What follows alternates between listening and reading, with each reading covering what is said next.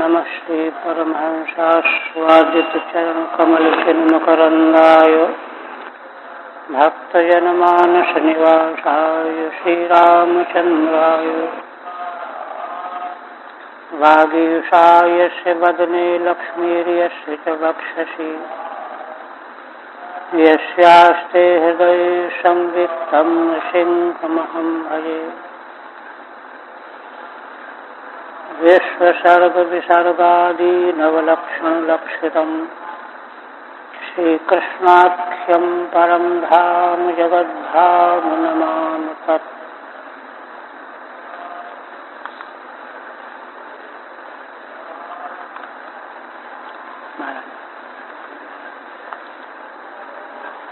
श्रीमद्भागवत के चतुर्थ स्कंध के अष्टम अध्याय में बालक ध्रुव का मंगलमय चरित्र चल रहा है।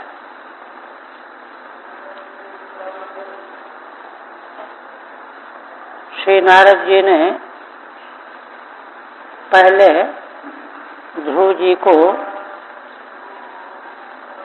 भगवान का अनुग्रह प्राप्त करने के लिए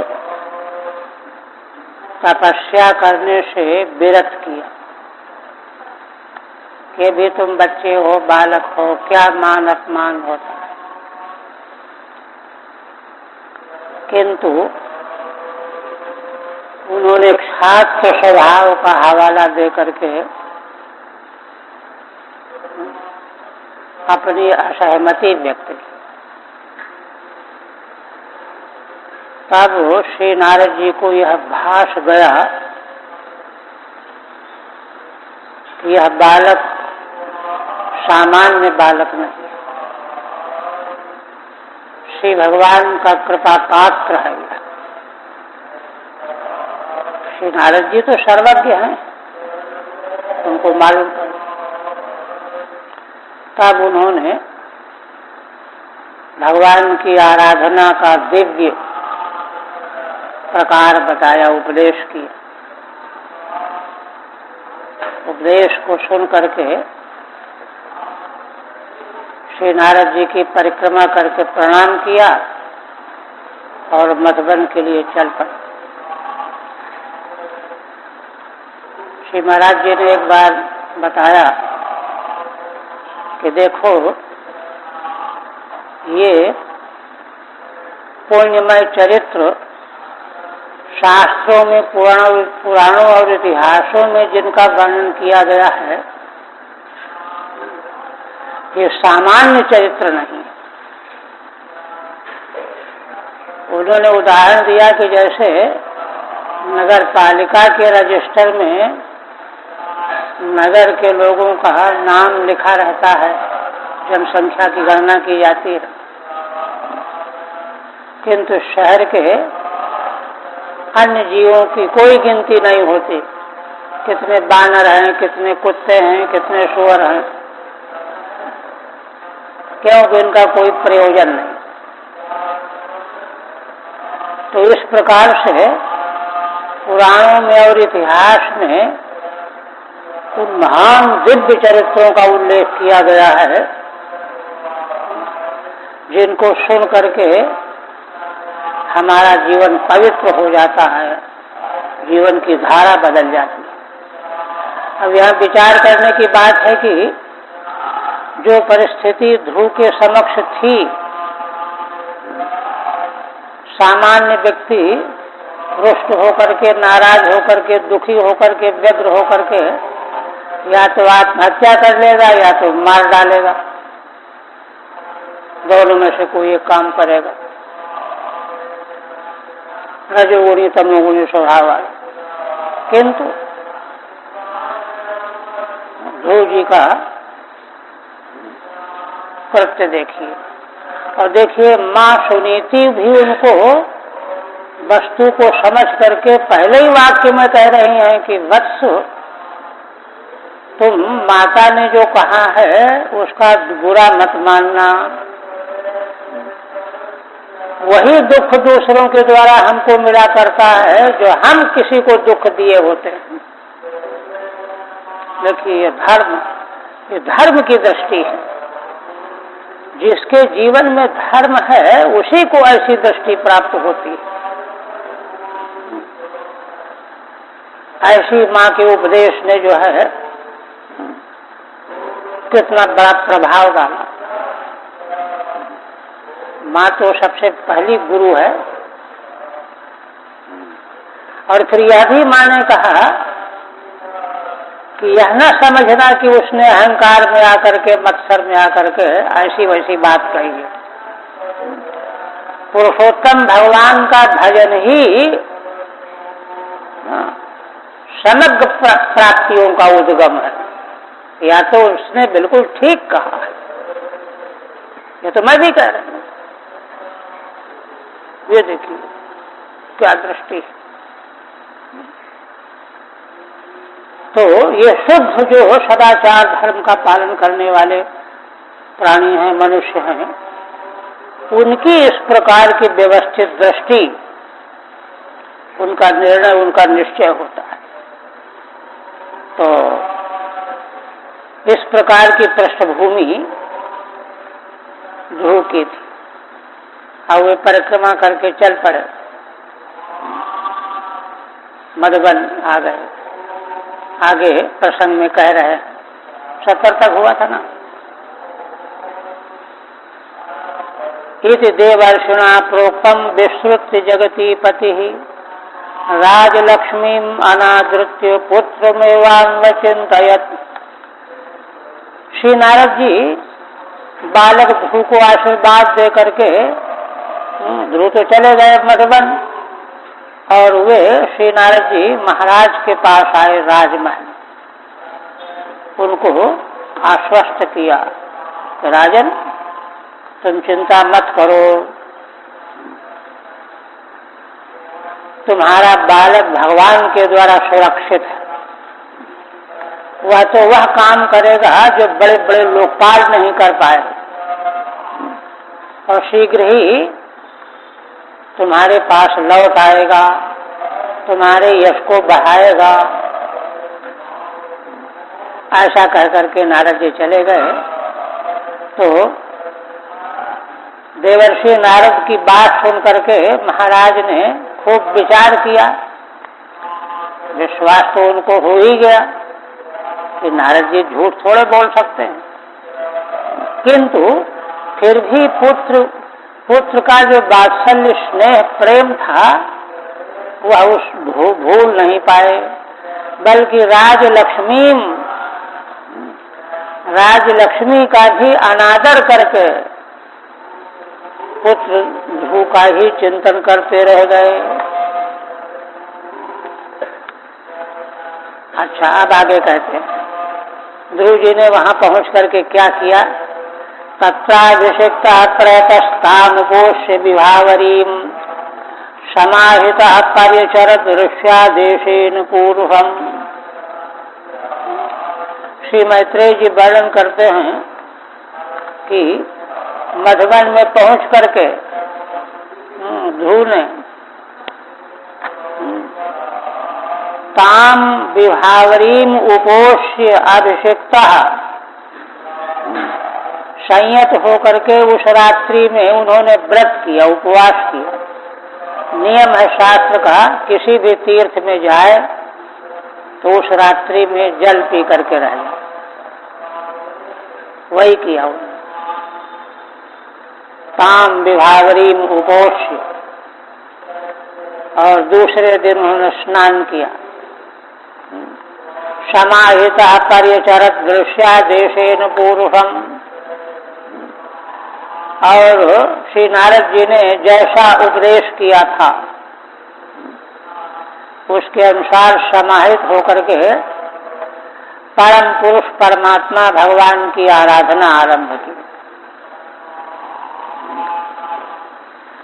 ध्रुवो मधुबने किम करोत् इत्यपेक्षायामाह। श्री नारद जी को प्रणाम करके ध्रुव मधुबन को चले गए। तो वहां जाकर के उन्होंने क्या किया, इस अपेक्षा इच्छा होने पर कहते हैं कि उन्होंने क्या किया सुनो। अभिषिक्त स्नाता, स्नान किया तीर्थ में जाकर के, और यश्याम प्रातस्ताम विभावरी मुपोष्य, जिस रात्रि में वहां पहुंचे थे उस रात्रि में व्रत किया, उपवास किया, प्रातः काल स्नान किया आदि। और फिर उनका नियम संक्षेप में वर्णन है। श्रीमद् भागवत में कथा भाग का विस्तार नहीं है। सर्ववेदेतिहासानाम सारम सारम समुद्धतम, पहले कह चुके। श्रीमद् भागवत में समग्र वेद और इतिहासों का सार सार बताया गया, तो जितना जरूरी है प्रसंग को लाने के लिए उतना ही बताया जाएगा। तो संक्षेप करते हुए कहते हैं त्रिरात्रांते कपित्थ बदरासना, 3 रात्रि के अंत में, 3 रात्रि कुछ नहीं लेना है, और 3 रात्रि के बाद कपित्थ, कैथ और बदर बेर इसको खा लेते हैं। ध्रुव जी का व्रत है, देखिए तपस्या कैसी करते हैं। 3 दिन बीच में कुछ नहीं, उसके अंत में कपित्थ और बेर ये भोजन हो। आत्मवृत्त्यनुसारेण मासम निर्निर्चयन् हरिम, आत्मवृत्ति माने शरीर को कुछ खाना नहीं मिलेगा तो नष्ट हो जाएगा, इसलिए उसकी सुरक्षा के लिए अनुसार 1 महीने तक 3 दिन के 3 रात्रि के अंत में कपित्थ और बेर के फल खा करके 1 महीना व्यतीत किया, और भगवान श्री हरि का अर्चना पूजन करते रहे।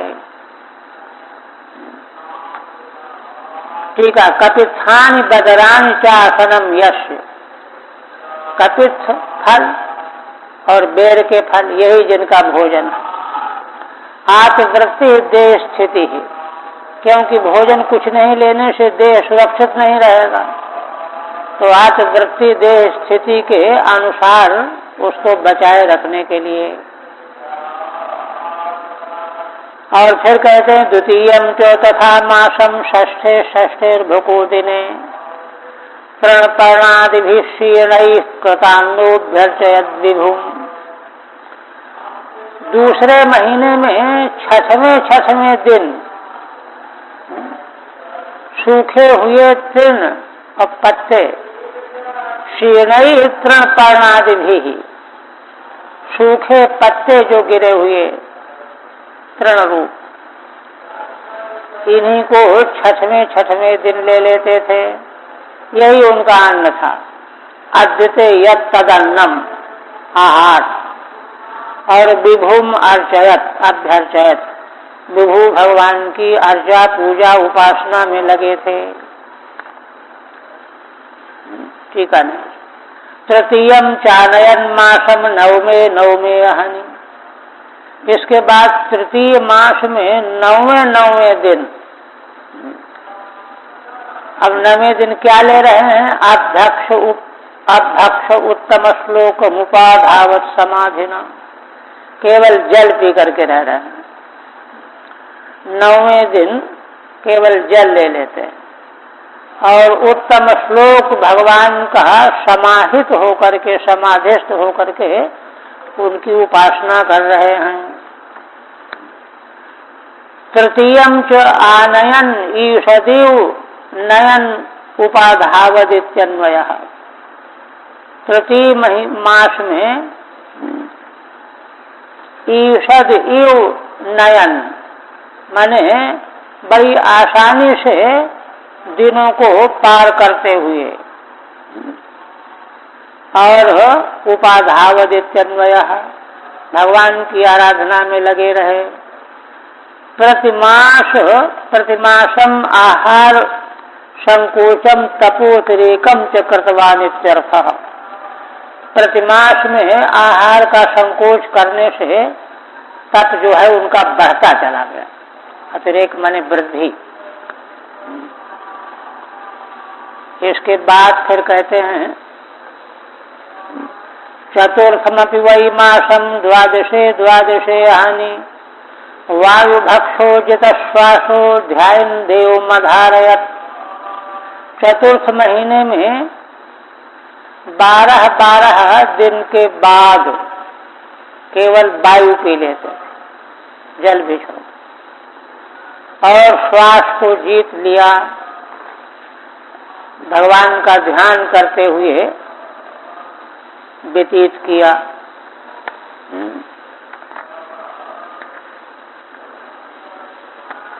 टीका में कहते हैं, टीका है नहीं, चतुर्थ हो गया। अब पंचमे मास अनुप्राप्ते जित श्वासो नृपात्मजः ध्यायन् ब्रह्म पदैकेन तस्थौ स्थाणुरिवाचलः। श्री मैत्रेय जी वर्णन करते हुए कहते हैं कि 5वां महीना जब आया तो राजकुमार ध्रुव ने अपने श्वास को जीत लिया, श्वास लेना ही बंद कर दिया, परम ब्रह्म का ध्यान करने लगे। पदैकेन तस्थौ, केवल एक ही पैर से स्थाणु स्तंभ की तरह से अचल होकर के खड़े हो गए, श्वास रोक लिया, एक पैर से खड़े हो गए, ब्रह्म परमेश्वर परमात्मा का ध्यान कर रहे। फिर क्या हुआ? सर्वतो मन आकृष्य हृदय भूतेन्द्रियाशयम् ध्यायन् भगवतो रूपम नाद्राक्षेत किंचना परम। मैत्रेय जी कहते हैं कि इस 5वें मास में ध्रुव जी ने अपने मन को चारों ओर से खींच करके हृदय भूतेन्द्रियाशयम्, और अपने हृदय में पंचभूत इंद्रियां और आशय को अपने बस में कर दिया। केवल मात्र भगवान के स्वरूप का ही ध्यान करते रह गए, जो स्वरूप नारद जी ने उपदेश में बताया था। ध्यान भगवतो रूपम नाद्राक्षित किंचना परम। और इतने तन्मय हो गए कि दूसरी कोई वस्तु उनको दिखाई नहीं दी, अन्य वस्तु का दिखना ही बंद हो गया। यही तो सफलता का चिन्ह है। ठीक है, भूतान शब्दादीनि, तन्मात्रा भूत से यहाँ तन्मात्रा लिया, इंद्रियां च आशेरते यस्मिन्, इंद्रियां और शब्द आदि विषय ये जहाँ सोए रहते हैं, डूबे रहते हैं, वह आशय अंतःकरण मन आकृष्य उसको अपने वश में करके ब्रह्म परमेश्वर परमात्मा का ध्यान करने लगे। और इतना गहन ध्यान होने लगा कि और कुछ उनको दृष्टिगोचर नहीं हुआ। ना द्राक्षित किंचना परम। आप देखिए, आधारम महदादीनाम प्रधान पुरुषेश्वरम ब्रह्मधारयमाणस्यो त्रयो लोकाश्च कंपिरे। श्री मैत्रेय जी कहते हैं कि ध्रुव जी ने अपना ध्यान जिस ब्रह्म में परमेश्वर में स्थापित किया और कुछ भी उनको दिखाई देना समाप्त हो गया। अब जिस ब्रह्म परमेश्वर परमात्मा में ध्यान लगाया ध्रुव जी ने, वह क्या है? आधारम महदादी नाम, महदादी जितने पदार्थ हैं, महत्तत्व, अहं तत्व, तन्मात्राएं, इंद्रियां, देवता, पंचभूत, इन सब का आधार है वह ब्रह्म। और दूसरा विशेषण प्रधान पुरुषेश्वरम, प्रधान माने प्रकृति, पुरुष माने जीवात्मा, इन दोनों के ईश्वर माने नियामक। प्रकृति पुरुष के संयोग से बना हुआ प्रपंच, विश्व, ब्रह्मांड, उन दोनों के नियामक ईश्वर, महदादिकों के आधार, और प्रकृति और जीवात्मा पुरुष के नियामक ब्रह्म। उन ब्रह्म परमेश्वर परमात्मा में धारणा उनकी बन गई। धारे मानुष त्रयो लोकाश्च कंपिरे, इससे क्या हुआ कि तीनों लोग कांपने लगे, क्योंकि उन्होंने श्वास वायु को रोक लिया है। तो रोक करके ब्रह्म में उनकी चेतना समाहित हो गई है, परमात्मा में जो सबका आधार है, केंद्र है। तो उसमें चेतना के समाहित हो जाने से देखिए यहाँ ये कह रहे हैं कि जब परम ब्रह्म ही सबका आधार है, आधार के बिना तो कोई वस्तु रह ही नहीं सकती। तो वायु रूप जो प्राण है, सारे तत्वों का मूल तत्व है ना वह, तो उसमें चेतना के समाहित हो जाने पर, और श्वास को तुम रोक ही रखा था, तो उसका परिणाम यह हुआ कि समग्र विश्व ब्रह्मांड का प्राण वायु रुक गया। तो प्राण वायु को रुक जाने से सारे प्राणी कांपने लगे। प्राण रुक जाए यदि तो व्यक्ति तिलमिलाने लगता है, वही हालत हुई। चकंपिरे।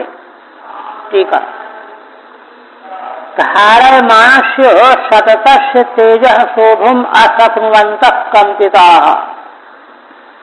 ध्रुव जी ने सत ब्रह्म तत्व को अपनी चेतना के द्वारा जब धारण किया, ध्यान जमाया, तो तस्य तेजः शोभुम अशक्नुवन्तः, तो उसका संबंध समस्त प्राणों के अधीन जीवों से है। तो अन्य जीव उस सर्वाधार ब्रह्म के तेज को सहन नहीं कर पाए, इसलिए कांपने लगे। ध्रुव जी को तो अभ्यास हो गया है, वे तो सहन कर रहे हैं तेज को, क्रमशः धीरे धीरे वहां पहुंचे ना, किंतु अन्य प्राणी कंपित हो गए। तब क्या हुआ? यदैक पादेन सपार्थिवार्धकस्तस्थौ तदंगुष्ठ निपीडिता मही ननाम तत्रार्धमिभेन्द्रधिष्ठिता तरीव सद्वे तरतः पदे पदे। श्री मैत्रेय जी कहते हैं कि जिस समय ध्रुव ने एक पैर के द्वारा, उस बालक ध्रुव ने अपने को स्थित किया, खड़े हो गए खंभे स्तंभ की तरह, और अंगूठे से उन्होंने पृथ्वी को दबाया। तदंगुष्ठ निपीडिता मही, दबाया, नहीं हिल न जाए। तो उनके पृथ्वी के दबाने से अंगुष्ठ से ननाम तत्रार्धमिभेन्द्र धिष्ठिता, आधी पृथ्वी कांपने लगी, नम्र हो गई, नीची हो गई। अर्धभाग दृष्टांत दे रहे हैं कि जैसे तरी माने नौका, नौका में कोई गजराज पैर रख दे, इभेन्द्र ये माने हाथी का इंद्र माने गजराज गजेंद्र, वह अपना पैर रख देता है नौका पर, तो नौका इधर उधर हिलने लगती है। इतरतः पदे पदे यथा, है ना, ननाम, उसी प्रकार से अंगुष्ठ के द्वारा, एक पाद के अंगुष्ठ से पृथ्वी को दबाए हुए थे बालक ध्रुव, तो वह पृथ्वी, है ना, गजेंद्र के द्वारा अधिष्ठित नौका जैसे हिलने लगती है, ऐसे पृथ्वी हिल पड़ी, हिलने लगी। ठीक है।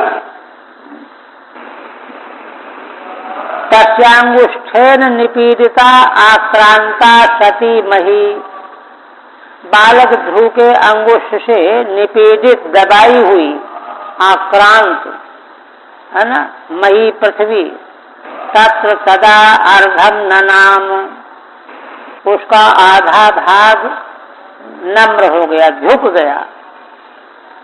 कहते हैं कि अंश के पुल्लिंग है आर्धम नपुंसक, समय अंश के अर्ध शब्द से नपुंसकत्वात्, अर्ध शब्द समान अर्थवाचक अर्ध शब्द नित्य नपुंसक लिंग है, इसलिए अर्धम किया है।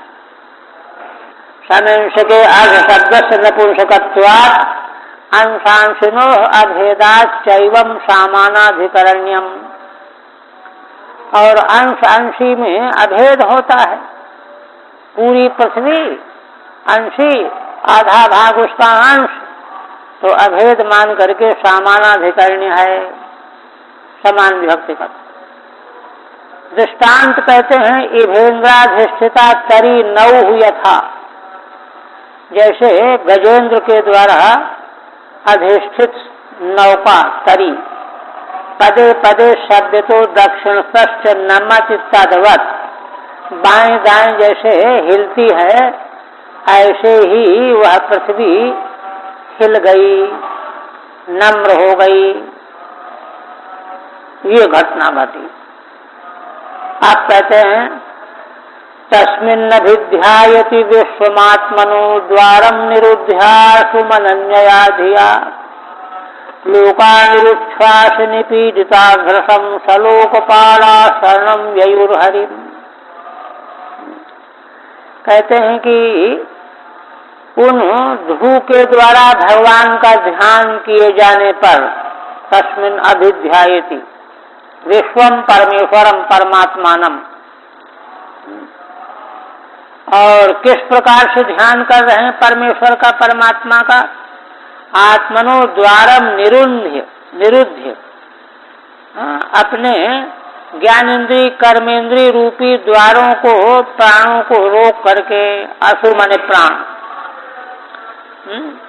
इन तीनों को, ज्ञानेन्द्रीय को, कर्मेंद्रियों को, प्राणों को रोक करके, इनके द्वारों को रोक करके, इंद्रिय कोई बाहर जाकर के विषय ग्रहण नहीं कर रही है, कोई वस्तु अंदर ज्ञान का विषय नहीं बन रही है, और अनन्य बुद्धि से एकमात्र श्री भगवान परात्पर पुरुष परमेश्वर का ही वे ध्यान कर रहे थे। श्वास रुका हुआ है, लोकानिरुच्छ्वास निपीडिता घृसम, तो उनके श्वास रुक जाने से सारे संसार का श्वास रुक गया, और वे सब सारे संसार के जीव बड़े पीड़ित हो गए। निरुच्छ्वास निपीडिता लोकाः, श्वास के रुक जाने से, निरुद्ध हो जाने से सारे संसार के प्राणी बड़े पीड़ित हुए। भ्रसम निपीडिताः सलोकपाला शरणम ययुर्हरिम, उसमें समस्त प्राणियों में लोकपाल के सहित सब के सब पीड़ित हुए, दुखी हुए, और घबरा करके भगवान श्री हरि की शरण में गए, घबरा करके कि क्या हो रहा है। ठीक है। अन्यद्यपि आश्चर्यमाह, श्री मैत्रेय जी और भी आश्चर्य बता रहे हैं। तस्मिन् ध्रुवे विश्वम विश्वात्मकम विष्णुम, उन बालक ध्रुव के विश्व माने भगवान, विश्वात्मक भगवान विष्णु के ध्यान में लग जाने से आत्मनः सकाशाद अनन्यया, सकाशाद अन्यया धिया, अनन्या चाहिए, अनन्य बुद्धि के द्वारा दिया आत्मभेद दृष्टया अभिध्यायति सति, माने अपने से अभिन्न मान करके, माने ध्यान इतना गहन हो गया, समाधि लग गई। समाधि लगने में ध्याता अलग नहीं रह जाता, इसलिए ध्यान करने वाले समाधिस्थ हुए ध्रुव जी का आत्म स्वरूप अलग नहीं रह गया। तो इसलिए अभिध्यायति सति, किम कृत्वा, क्या करके वे भगवान का ध्यान कर रहे थे। असुम प्राणम तद्वारम च निरुध्य, प्राणों को रोका और प्राण के द्वार को रोका, और इंद्रियों को रोका, अंतःकरण को रोका। विश्वम आत्मन्येकी कृत्य सब प्राण निरोधे कृते। विश्व जो भगवान का स्वरूप है, उनको आत्मा के साथ में एक कर लिया, और प्राणों का निरोध तो पहले से किए हुए थे। स्वप्राण निरोधे करते विश्व प्राण निरोध हो जाता है इति भाव। तो सारे विश्व के जीव मात्र के प्राणों का निरोध हो गया। ये महिमा देखिए। फिर कहते हैं देवा ऊंचू, सारे के सारे लोकपाल भगवान के शरण में गए और जाकर के भगवान से प्रार्थना करने लगे। उनको तो पता ही नहीं क्या हो रहा है। देवा ऊचु नैवं विदामो भगवन् प्राणरोधम चराचरस्याखिल सत्वधाम्नः विधेहि तन्नो ब्रजनात् विमोक्षं प्राप्ता वयं त्वां शरणं शरण्यम्। अब देवता लोग भगवान से क्या बताएं, उनको तो कुछ समझे में नहीं आ रहा था कि समस्या क्या है। इसलिए सीधी सीधी बात कह रहे हैं कि भगवान, हम लोगों को कुछ पता नहीं चल रहा कि ऐसा क्यों हो रहा है। क्या हो रहा है? प्राणरोध हो रहा है। और केवल हमारा ही नहीं, चराचरस्याखिल सत्वधाम्नः, चर अचर स्थावर जंगम जितने प्राणियों का, जितने प्राणी मात्र हैं, उन सबों के प्राण का निरोध हो रहा है। श्वास बंद हो गया, थोड़ी देर में ही सब मर जाएंगे। ये है समस्या महाराज। और क्यों है ये हम नहीं जानते। विधेहि तन्नो ब्रजनात् विमोक्षम।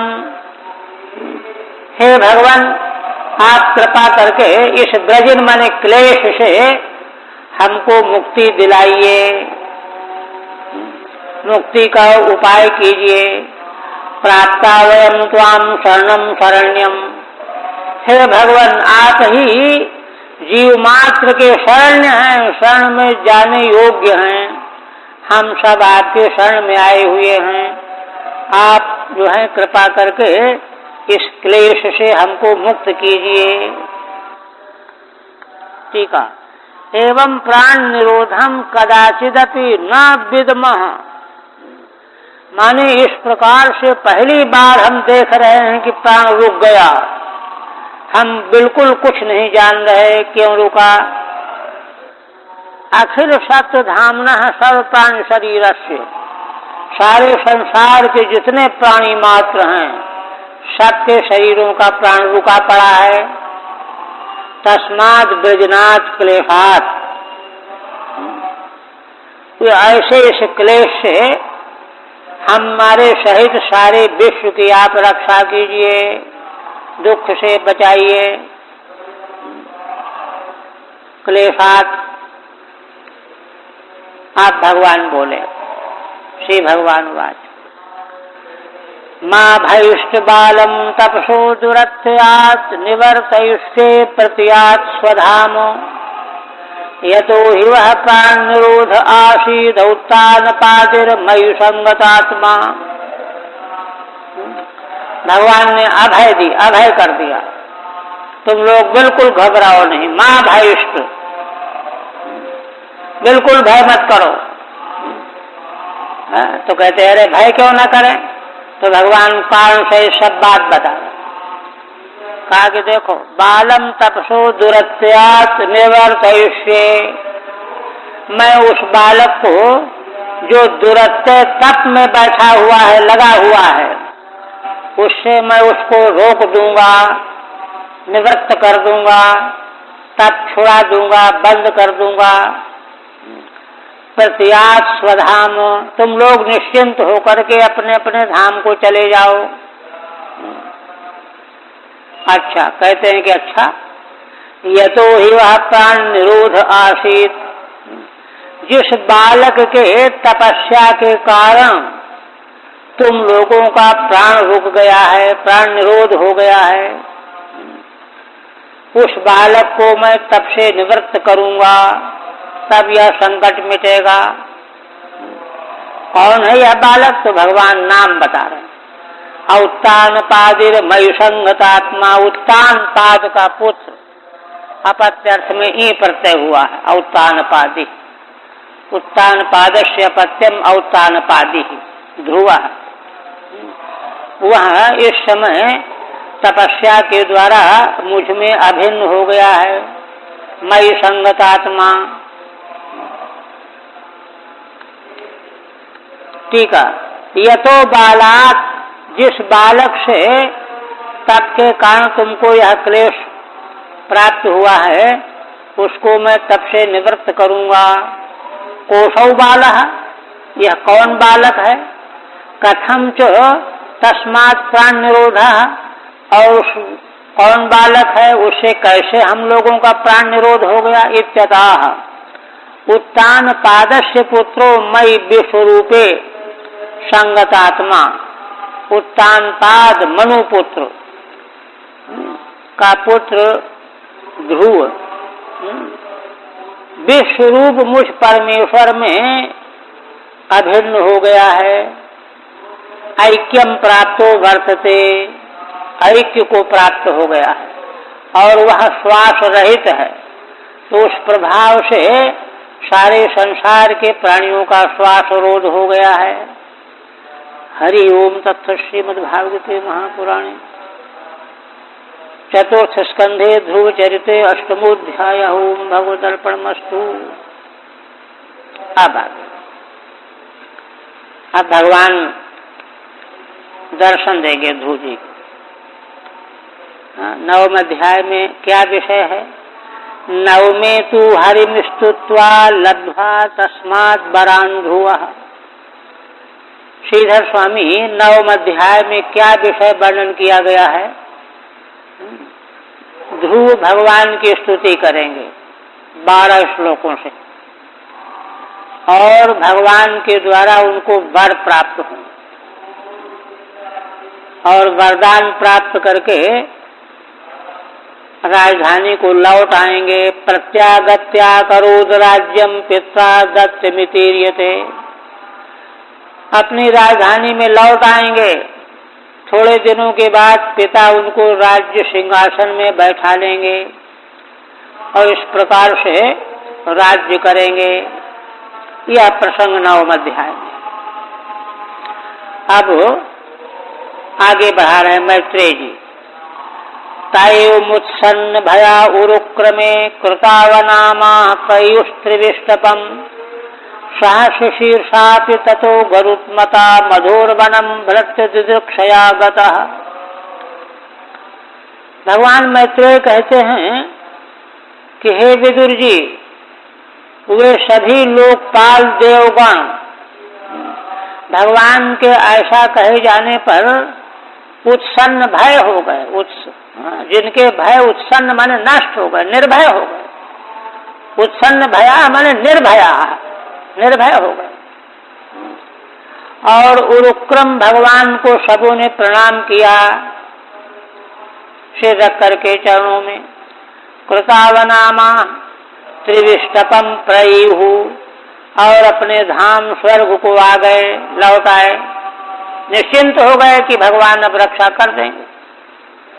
और इधर भगवान विश्वरूप भगवान, विश्व भगवान का नाम ही है। सहस्र शीर्षापि ततो गरुत्मता, 1000 सिर वाले भगवान गरुत्मता गरुड़ जी पर आरूढ़ होकर के भृत्यदिदृक्षया मधुर वनम गतः, भृत्य का दर्शन करने की इच्छा से या दर्शन देने की इच्छा से अंतर्भावित नुच कर लीजिए, नुच का अंतर्भाव हुआ। मधुबन भगवान आ गए। यहाँ पर भक्त दिदृक्षया न करके भृत्य दिदृक्षया कहा है। भृत्य कहने से भगवान का भाव व्यक्त हो रहा है। भृत्य माने सब प्रकार से रक्षणीय होता है, भरणीय, भृत्य भरणीय होता है। भक्त तो खैर ठीक है, भक्त है, इसलिए भृत्य शब्द का प्रयोग किया। टीका। एवं भगवद वाक्येन गत भयाः, इस प्रकार से भगवान का वाक्य सुन करके वे सारे देवता निर्भय हो गए, चले आए अपने धाम को। और भगवान जो हैं मधुबन में आ गए गरुड़ पर बैठ करके। आप देखिए, शवै धिया योग विपाक तीव्रया हृत्पद्मकोशे स्फुरितम तदित प्रभम तिरोहितम सहसैवोपलक्ष्यो बहिष्ठितम तदवस्थम ददर्श। श्री मैत्रेय जी कहते हैं कि इधर ध्रुव जी योग विपाक तीव्रया धिया, देखिए योग विपाक का मतलब होता है यम नियम आसन प्राणायाम प्रत्याहार धारणा ध्यान समाधि, अष्टांग योग है। यह क्रमशः एक एक सोपान को पार करते करते जब वहां तक पहुंचेंगे तो योग परिपक्व हो जाएगा। छलांग लगा करके बीच के दो चार को छोड़ करके दौड़ करके पहुंचेंगे तो योग परिपक्व नहीं। तो ध्रुव जी ने क्रमशः अष्टांग योग का सांगोपांग साधन संपन्नता प्राप्त की, योग परिपक्व हो गया। उस योग परिपक्व बुद्धि के द्वारा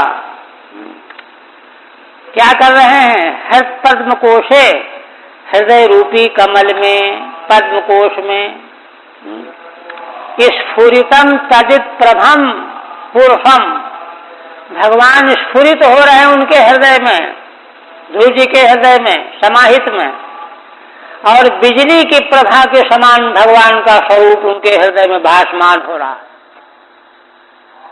उसका दर्शन कर रहे हैं, है ना।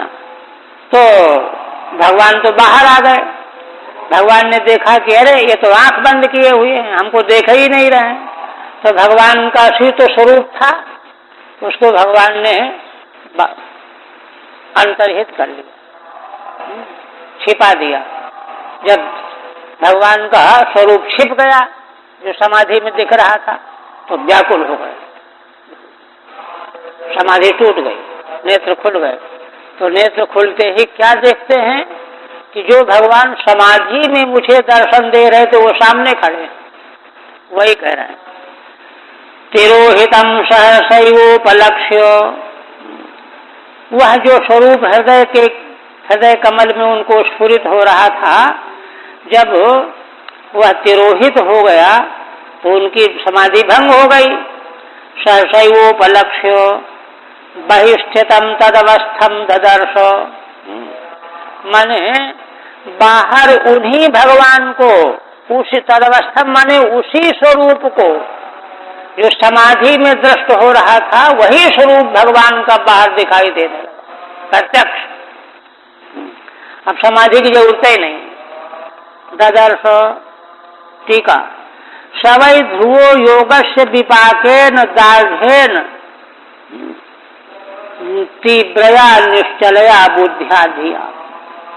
उन ध्रुव जी ने योग के परिपाक के द्वारा माने दृढ़ता के द्वारा, तीव्र निश्चलता के द्वारा जो है भगवान का अपने हृदय कमल में जैसा दर्शन किया था, गरुडाधिरूढ़ं पुरतः स्थितमपि यदा अंतर्दृष्टित्वात् असौ न पश्यत। अंतर्दृष्टि होने के कारण जो भगवान का दर्शन को हो रहा था, अब वह नहीं दिखाई दे रहा है ना, समाधि भंग हो गई। गरुडाधिरूढ़ं पुरतः स्थितमपि, माने समाधि में भी इसी प्रकार से भगवान गरुड़ में आरूढ़ होकर के उनको हृदय कमल में दर्शन दे रहे हैं, है ना। अंतर्दृष्टित्वाद असौ न पश्यत, अब उनको नहीं दिखाई दे रहे, ओझल हो गया स्वरूप। तथा भगवतैवान्तस्थम रूपमाकृष्टम, माने भगवान गरुड़ में आरूढ़ होकर के आए किंतु भगवान ने देखा कि ये तो आंख बंद किए बैठे हैं, हमको देख ही नहीं रहे हैं। तो समाधि में जो भगवान का स्वरूप उनको दिख रहा था उसको छिपा दिया तो व्याकुल होकर के आंख खुल गई। तब देखा कि अरे ये तो वही भगवान बाहर खड़े हुए हैं। तदा भगवतैवान्तस्थम रूपमाकृष्टम, तब भगवान ने ही अंतः समाधि में जो स्वरूप प्रकट हुआ था उसको खींच लिया, छिपा लिया, है ना। अतस्तिरोहितम उपलक्ष्य, जब वह समाधि वाला रूप छिप गया, विच्छितः सन, समाधि टूट गई, तदवस्थम यादृगंतः स्फुरतस्तादृशम, तो जैसा स्वरूप ध्रुव जी को समाधि में दृष्टिगोचर हो रहा था वैसा ही भगवान का स्वरूप बाहर दिखाई दे गया, देखा। आप कहते हैं प्रतिक्रिया क्या हुई? तद्दर्शनेनागत साध्वसक्षिता ववंदतांगम विनमय्य दंडवत दृग्भ्याम प्रपश्यन् प्रपिबन्निवार्धकः चुम्बन्निवास्येन भुजैरिवाश्लिषन्। श्री मैत्रेय जी कहते हैं कि ध्रुव जी ने समाधि में दृष्ट भगवान के स्वरूप को बाहर साक्षात जब देखा तो क्या हुआ, अत्यंत संभ्रमित हो गए। आगत साध्वसः, तद्दर्शनेनागत साध्वसः क्षितौ अवंदतांगम विनमय्य दंडवत, भगवान का दर्शन प्राप्त करके दंड के समान जमीन पर लोट करके प्रणाम करने लगे। पृथ्वी पर सारे अंगों को रख दिया और दंडवत प्रणाम करने लगे। और क्या करने लगे? दृग्भ्याम प्रपश्यन् प्रपिबन्निवार्धकः, अपने नेत्रों से भगवान का मंगलमय स्वरूप देखते हुए, कहते हैं कि देखते हुए मानो पी लेंगे। नेत्रों के द्वारा भगवान का इतनी सघनता से अवलोकन कर रहे हैं कि मानो नेत्रों से पी लेंगे। प्रतिबन्निव माने अत्याशक्ति से जब कोई इंद्री किसी विषय को ग्रहण कर रही है तो माने वह इंद्री मानो उस विषय को आत्मसात करना चाहती है। तो ध्रुव जी अपने नेत्रों के द्वारा भगवत स्वरूप का जो अवलोकन कर रहे हैं तो इतनी तन्मयता से, इतनी आसक्ति से कर रहे हैं कि मानो नेत्रों से पी लेंगे भगवान का रूप, अपने भीतर आत्मसात कर लेना चाहते हैं। प्रपबन्निव अर्ध का अच्युक चुम्बन निवासेन, और मुखार बिंद के द्वारा मानो भगवान का चुम्बन कर लेंगे। भुजैरिवाश्लेषण, और भुजाओं के द्वारा मानो भगवान का आलिंगन कर लेंगे। भुजाओं से आलिंगन करते हुए, मुखार बिंद से चुम्बन करते हुए, नेत्रों से मानो पान करते हुए। तात्पर्य है कि अत्यंत आसक्त भाव होकर के भगवत स्वरूप का दर्शन कर रहे हैं। ठीक है। आगत साध्वसो जात संभ्रम, भगवान का दर्शन होते ही संभ्रमित हो गए, आश्चर्यचकित हो गए। विनमय्य आनतम कृत्वा, अपने शरीर को झुका दिया, सारे शरीर को झुका दिया और दंडवत प्रणाम करने लगे।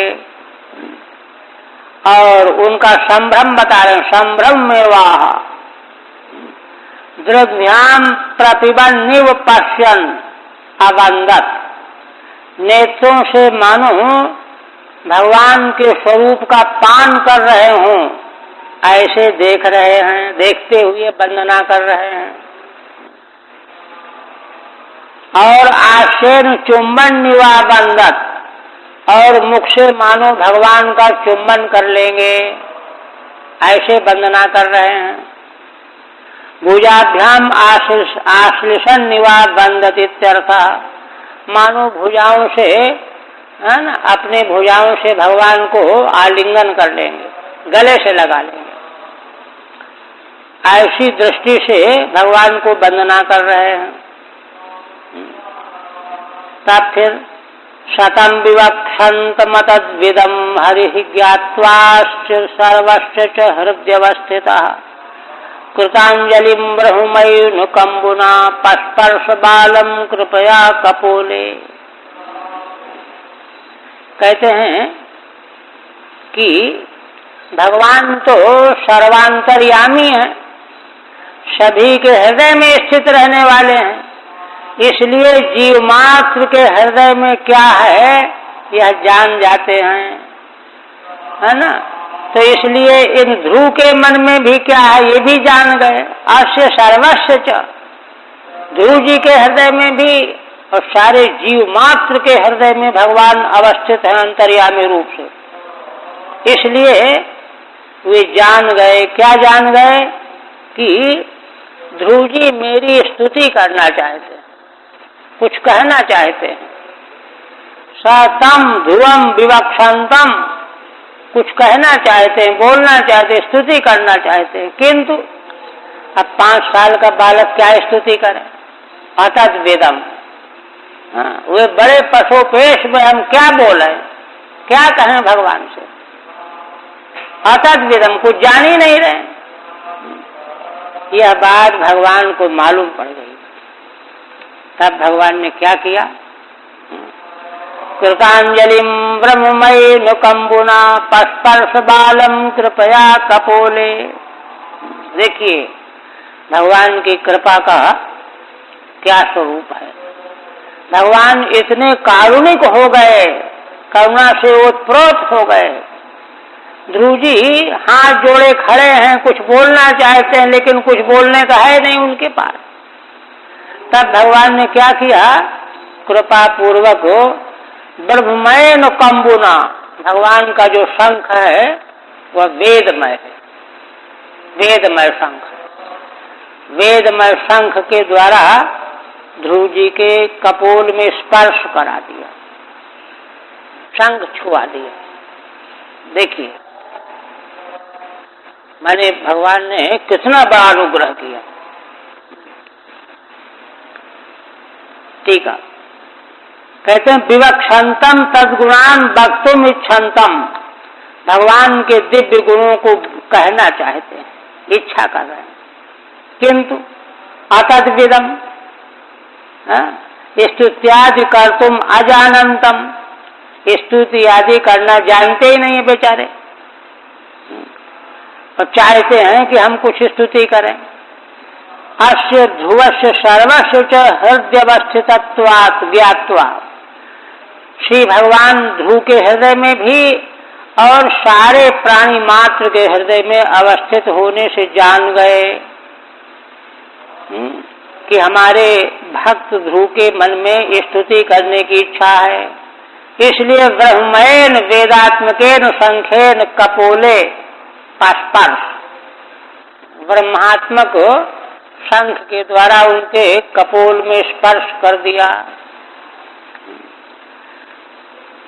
तब क्या हुआ, सवै तदैव प्रतिपादितां गिरं दैवीं परिज्ञात परात्म निर्णयः तम भक्ति भावोभ्यगनाद सत्वरम परिश्रुतोरुश्रवसम ध्रुवक्षितिः। श्री मैत्रेय जी कहते हैं कि भगवान ने जैसे ही वेदमय शंख का स्पर्श कराया, वैसे ही तदैव उसी समय तत्क्षण ही वही निश्चय निश्चार्थक निपात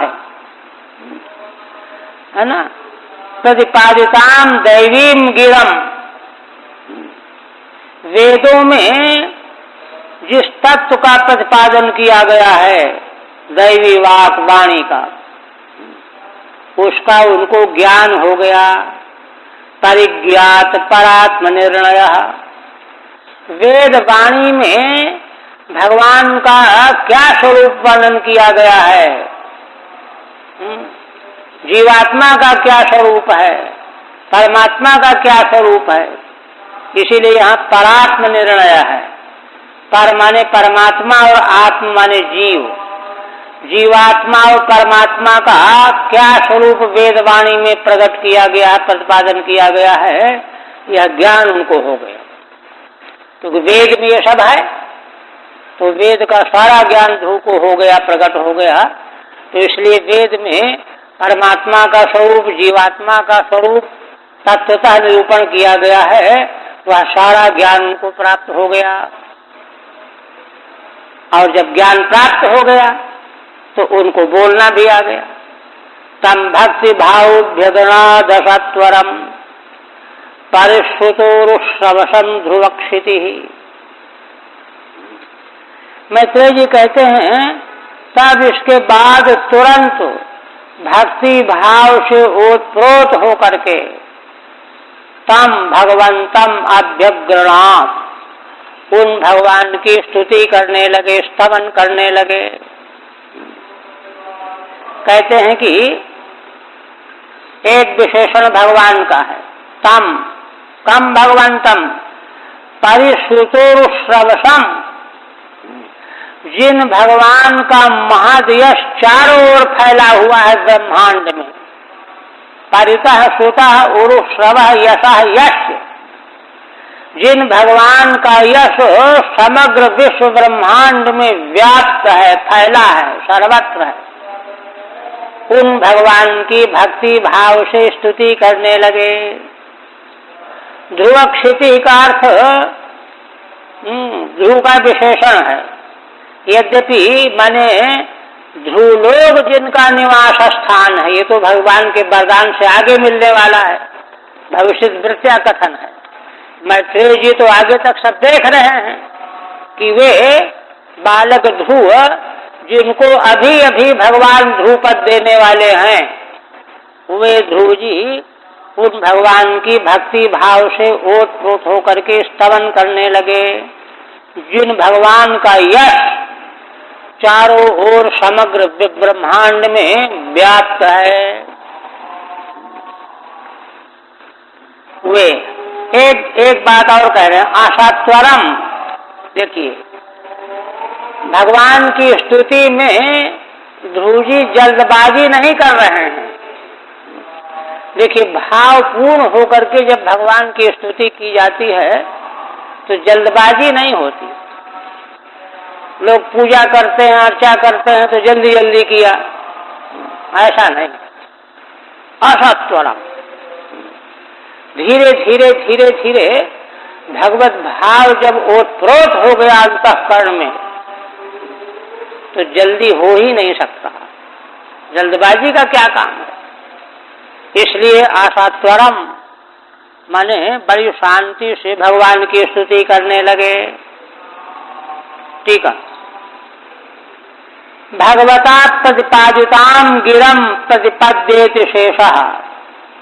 प्रतिपादिताम दैवीम गिरम है ना, तो वह दैवी वाणी, वेद वाणी उनको जो प्रकट हो गई ध्रुव जी के भीतर, वह भगवान के अनुग्रह से ही तो प्रकट हुई। इसलिए भगवता प्रतिपादिताम गिरम प्रतिपद्येति शेषः, प्रतिपद्य पद का शेष समझना चाहिए। कहीं कहीं पर प्रतिपादिताम की जगह पर प्रतिपद्यताम पाठ है, तो कहते हैं प्रतिपद्यताम इति पाठे ताम वेदात्मिकाम। उस वेदात्मिका वाणी को प्राप्त करके, भगवत अनुग्रह से वेद वाणी को प्राप्त करके ध्रुव जी स्तुति करने लगे। कहते हैं कि वेद वाणी को प्राप्त करने से क्या हुआ, तो कहते हैं परिज्ञातः परात्मनो ईश्वर जीवयोर निर्णयो येन सह। परमेश्वर परमात्मा और आत्मा माने जीव, परमेश्वर परमात्मा, परमाने परमेश्वर, आत्मा माने जीव, इन दोनों का निर्णय ज्ञात हो गया वेद का ज्ञान होने से। इसका मतलब वेद का ज्ञान हुए बिना भगवत तत्व और जीव तत्व का निर्णय नहीं हो सकता वेद वाणी के द्वारा। या तो आचार्यों के द्वारा सुना जाए, तो उसको निर्णय जान गए। इसलिए जीव तत्व को भी जान गए और परम तत्व परमात्मा तत्व को भी जान गए। जान करके तब स्तुति सांगोपांग बनेगी। अतएव भक्त्या भाव प्रेम यस्य, इसीलिए जीवात्मा और परमात्मा के स्वरूप का बोध होने का लक्षण यह है कि भगवान का के प्रेम में डूबे बिना व्यक्ति रह नहीं सकता। भगवत प्रेम में जो है निमग्न हो जाएगा। यही हुआ इनको। इसलिए भक्त्या भाव प्रेम यस्य, अश्वत्थरम माने स्थैर्य, बड़ी स्थिरता के साथ स्तुति करने लगे। परितः श्रुतम विख्यातम उरुश्रवः कीर्तिर्यस्य, किन भगवान की स्तुति करने लगे? जिन भगवान की कीर्ति यश चारों ओर संसार में फैली हुई है। चारों देखिए, बृहदारण्यक उपनिषद में कहा गया है कि ये सारी सृष्टि ध्यायति वाकाशः, है ना, ध्यायति देवहु, दिवलोक मानो उस अविनाशी अक्षर परब्रह्म का ध्यान कर रहा है। आकाश मानो भगवान का ध्यान कर रहा है। पृथ्वी मानो भगवान का ध्यान कर रही है। इसलिए इनको किसी प्रकार का क्लेश अनुभव नहीं होता। सारी सृष्टि भगवान के ध्यान में निमग्न रहती है। तो इसलिए कहते हैं कि यही तात्पर्य है कि परितः श्रुतम विख्यातम उरुश्रवः कीर्ति यश तम, उन भगवान की ध्रुवाक्षिति स्थानम यशेति भाव निर्देशः, किसने स्तुति की? ध्रुव जी ने। ध्रुव जी का विशेषण ध्रुवक्षिति, माने जिनका स्थान ध्रुव है, ध्रुव लोक प्राप्त होगा ना। भावी निर्देश है। अभी तो यह पद उनको आगे मिलेगा, किंतु उसका पहले से निर्देश कर रहे हैं। ऋषि तो त्रिकालज्ञ होते हैं। अब ध्रुव जी भगवान की स्तुति करने जा रहे हैं। पहले देखिए, यहाँ पर बीच में श्रीधर स्वामी उपक्रम बता रहे हैं। क्या कह रहे हैं? स्तुति की व्याख्या के पहले क्या कह रहे हैं देखिए। ईशानुग्रह संप्राप्त वागाद्यद्भुत वृत्तिभिः द्वादशादित्य संकाशै श्लोकैः अस्तौद हरिम ध्रुवः। ध्रुव जी ने, और असल में श्रीमद् भागवत का स्तुति प्रकरण ही प्राण है। इसमें कभी जल्दी नहीं करनी चाहिए। स्तुति में ही भगवत तत्व जो है पूरी तरह से ओतप्रोत है। उसका बार बार स्तवन करने से हमारे भीतर भी ओतप्रोत हो जाएगा। इसलिए क्या कहते हैं, है ना, ध्रुवा हरिम अस्तौत। ध्रुव जी ने भगवान श्री हरि की स्तुति की। द्वादशादित्य संकाशैः, सूर्य के समान प्रकाशित 12 श्लोकों के द्वारा। द्वादश आदित्य है ना, 12 आदित्य, अदिति माँ के पुत्र कश्यप जी से। तो उसी प्रकार से 12 श्लोकों में स्तुति की है ध्रुव जी ने। ये 12 श्लोक मानो 12 आदित्य हैं। द्वादशादित्य संकाशै श्लोकैः, 12 श्लोक 12 आदित्य के समान हैं। ऐसे श्लोकों से भगवान की स्तुति कर रहे हैं ध्रुव जी। देखिए, माने भगवान ने स्वयं उनको सामग्री दे दी। भगवान संकल्प करें तो कहाँ कमी रह सकती है? अपने इच्छा से करुणा करके भगवान ने उनको वेद का ज्ञान दे दिया, निर्मल ज्ञान। इसलिए ईशानुग्रह संप्राप्त, अब विशेषण देते हैं, कहते हैं कि ध्रुव की तो 5 वर्ष की अवस्था है, इतने उच्च कोटि के श्लोकों से स्तुति कैसे कर लिया उन्होंने? तो कहते हैं उन्हीं भगवान के अनुग्रह से, ईशानुग्रह संप्राप्त,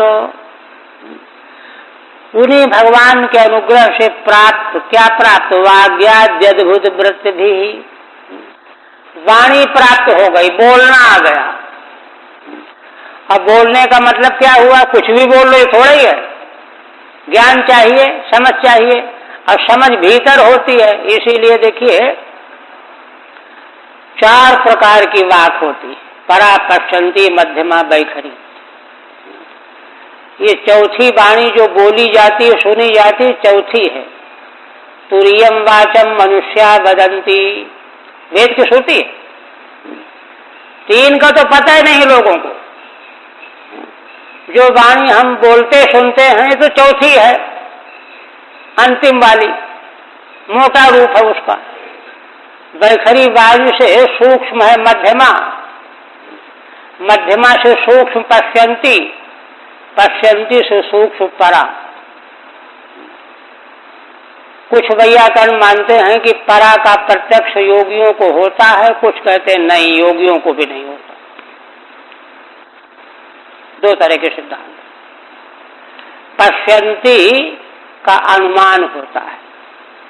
पश्यंती का अर्थ है परया दृश्यते या सा पश्यंती, परा का जो दृश्य बन जाए। परा तो अनिर्वचनीय तत्व है, वही तो ब्रह्म है, उसको परा कहते हैं। वह जब दृश्य बन जाती है, पश्यंती के रूप में आ जाती है। और पश्यंती के बाद फिर वही और जब स्थूल आकार धारण करती है तो मध्यमा। मध्यमा वाक को वैयाकरण स्फोटात्मक मानते हैं। मध्यमा माने बीच में रहने वाली, है ना, इस माने वैखरी भी नहीं, पश्यंती भी नहीं, मध्यमा वाक। तो 3 का जो है सामान्य लोग नहीं जानते, वैयाकरण मध्यमा तक जानते हैं। शांत और जो योग दर्शन के ज्ञाता हैं वे पश्यंती तक जानते हैं, अनुभव करते हैं समाधि में, किंतु परा का अनुभव नहीं होता है। कुछ लोगों का कहना है कि नहीं, परा का भी निर्विकल्प समाधि में अनुभव होता है। तो जिसको अनुभव होता होगा उसी को हो सकता है।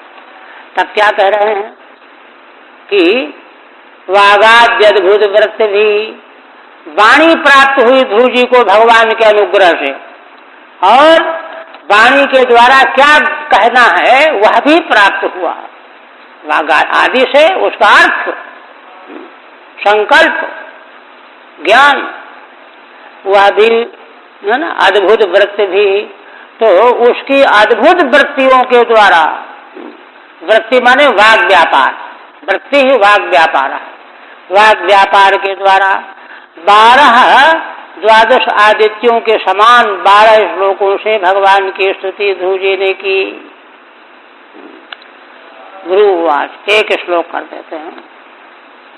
सबसे पहले ध्रुव जी भगवान के समक्ष अपनी ओर से कृतज्ञता अर्पण कर रहे हैं। क्या कहते हैं? कहते हैं, हे भगवान, योऽन्त प्रविश्य मम वाचमिमां प्रसुप्तां संजीवयत्यखिल शक्तिधरः स्वधाम्ना अन्यांश हस्तचरण श्रवणत्वगादीन् प्राणान्नमो भगवते पुरुषाय तुभ्यम्।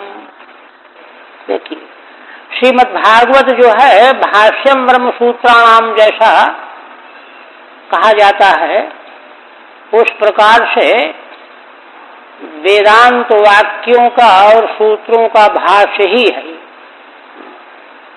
तो कहते हैं केनोपनिषद में, केनोपनिषद है, केनोपनिषद में शिष्य ने जिज्ञासा किया है गुरु से कि भगवान वह तत्व हमको बताइए इस मन से कौन संकल्प विकल्प कराता है?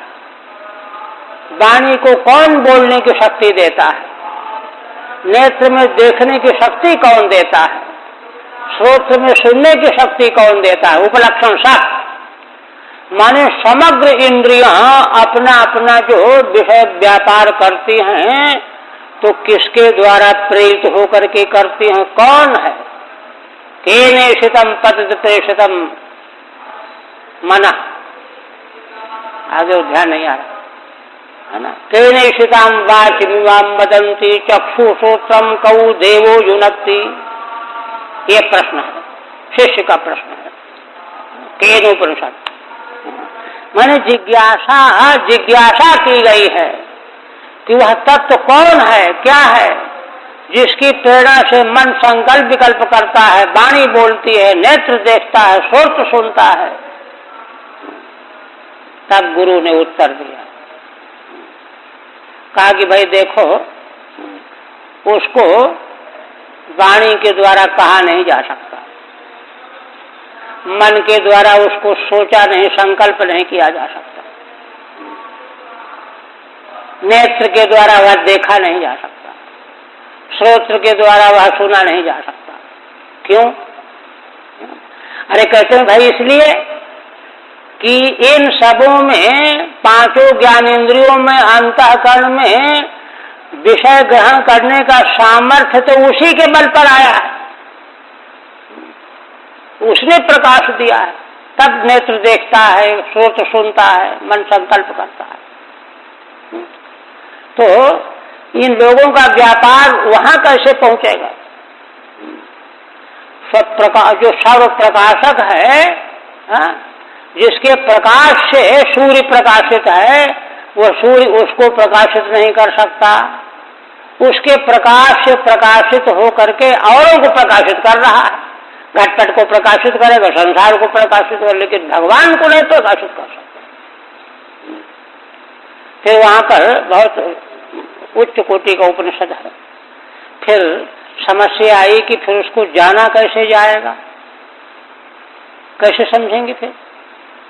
फिर आगे चर्चा है, वहां उतनी दूर तक नहीं ले जाना है, किंतु यहाँ पर उन्हीं भगवान की बात की जा रही है कि जो अंतः प्रविश्य मम वाचिमाम प्रसुप्ताम, मेरे भीतर जो वाणी सोई पड़ी हुई है, सोई हुई थी, मम इमाम वाचम प्रसुप्ताम, जो भगवान अंदर प्रविष्ट हो करके संजीवयत, इसको चेतना प्रदान करते हैं, जीवित करते हैं। सोया हुआ मानो मरा हुआ, सुप्त व्यक्ति का क्या ठिकाना है कि जीवित है कि क्या है? प्रसुप्ताम माने मृत कल्पाम, मृत कल्प वाणी पड़ी हुई है, तो सुषुप्ति में कुछ नहीं रह जाता। किंतु जो भगवान अखिल शक्तिधर स्वधामना, समग्र शक्तियों को धारण करने वाले भगवान परमात्मा ईश्वर अपने प्रकाश के द्वारा भीतर प्रवेश कर जाते हैं और प्रवेश करके मेरे भीतर सोई हुई वाणी को जीवित कर देते हैं। जब वाणी जीवित हो जाती है तो बोलने लगती है, कान सुनने लगता है, सारी इंद्रियां व्यापार करने लगती हैं। अपने प्रकाश से आपने ऐसा किया। अन्यांश हस्तचरण श्रवणत्वादीन, तो कोई ये ना समझे कि भगवान है ना केवल बात को सचेतन बना करके है ना और सामर्थ्य प्रदान करते, ऐसा नहीं। सारी की सारी ज्ञान इंद्रियां, कर्म इंद्रियां, अंतःकरण, बाह्यकरण, सात के साथ।